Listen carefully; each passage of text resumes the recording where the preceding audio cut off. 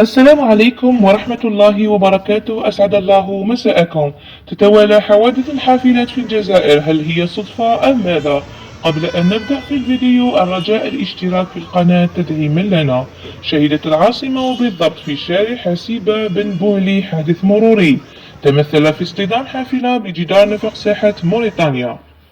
الحادث سبب هلع وسط الركاب خاصة النساء، كما تلاحظون نزوله من الحافلة، وقد بقيت الحافلة عالقة مما سبب في ازدحام مروري كبير، إلى أن تدخلت مصالح الحماية المدنية بسرعة للتكفل بالركاب وتأمين حركة المرور.